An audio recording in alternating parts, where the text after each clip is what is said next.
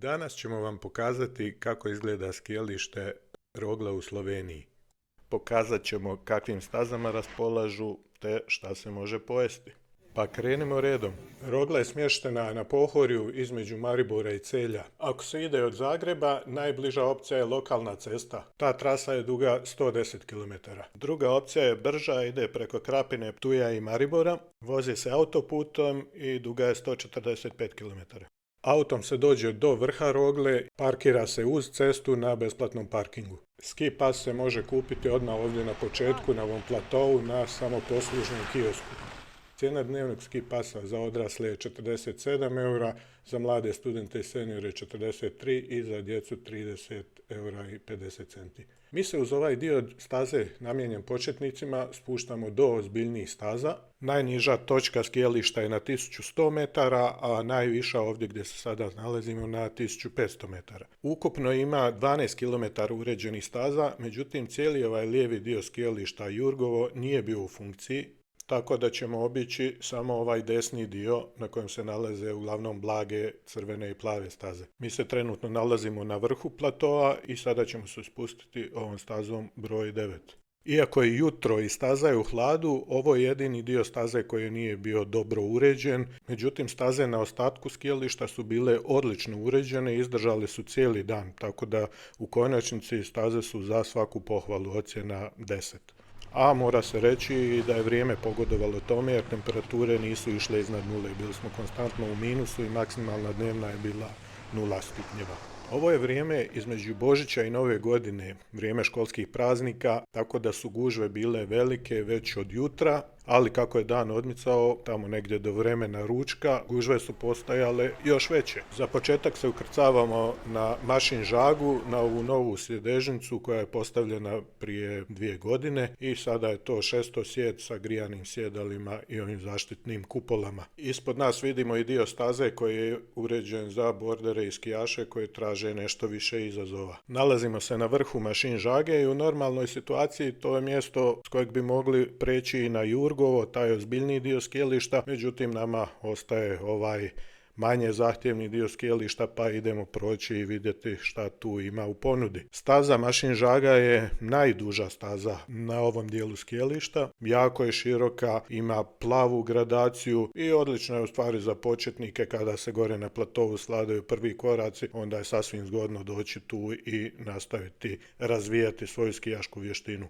Na dnu Mašin Žage imamo dvije opcije, ići desno ponovno na Mašin Žagu ili ići lijevo na ovu sjedežnicu koja se zove Planja i koja nas dovozi ponovno na vrh, na gornji plato. Sjedežnica je izuzetno spora, međutim pruža odličan pregled ostatka skijališta. Upravo prolazimo pored staze broj 4 koja se zove Jasa, ima crvenu gradaciju i nama se ta staza u stvari najviše svidjela i veći dio dana proveli smo upravo na njoj. Opslužuje jedno sidro, a vidimo i da s lijeve strane sidra ima dio staze koji nije bio uređen danas. Ne znam zašto, jer s njega je bilo dovoljno. Nakon duge vožnje sjedežnicom Planja došli smo do glavnog centralnog platoa koji se nalazi na vrhu. I sada se spuštamo ponovno do donjeg dijela staza. Ovo je staza broj 9, ista ona s početka videa, ali vidimo da je sada u još lošijem stanju. Prolazimo pored Jase koja je na lijevoj strani i Košute na desnoj strani. Vidimo da je gužva na liftovima sve veća. Mi produžavamo dalje i sada ćemo na ovom mjestu skrenuti lijevo i ovom poveznicom doći do staze Ostruščica. Poveznica nije označena na službenoj karti i nalazi se ovdje. Stazu opslužuju dva sidra i tu se nalaze dvije crvene staze broj 7 i 8. Treba se malo i odgurivati. Staze su kao i većine drugih na Rogli vrlo kratke, međutim dobra stvar na ovoj stazi i na ovom sidru jeste što tu na vrhu ima poveznica do naše omiljene staze na kojoj smo proveli veći dio dana. S obzirom da je na tom sidru na Ostruščici bila manja gužva, onda smo koristili to sidro pa ovom poveznicom dolazili na ovu stazu, tako da smo veći dio dana mogli provesti na ovoj prekrasnoj stazi, crvena staza. Jeste kratka, ali široka, dobro uređena i baš je gušt skijati po njoj.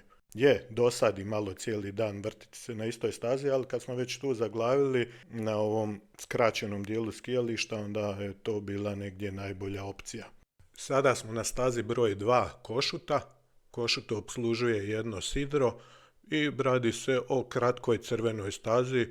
Jako fina staza, kratka kao i sve ostale i dobra za promjenu. A sada ću vam pokazati kako izgleda zona za početnike za učenje skijanja koja se nalazi na samom vrhu na tom glavnom platovu. Kako vidimo s desne strane ima i prostor za sankaše, tu je ova cijev, tube, a s lijeve strane onda staza za početnike za skijaše. Stvarno idealno mjesto za učenje skijanja. Svi koji trebaju učiti skijati ovdje je savršeno mjesto za to. Odmah kada se savlada taj tube, ta cijev, tu je ovaj lift u Njorček gdje se opet mogu ti neki drugi koraci napraviti, a nakon toga se prelazi na ostatak skijališta. Došlo je vrijeme i da se nešto pojede.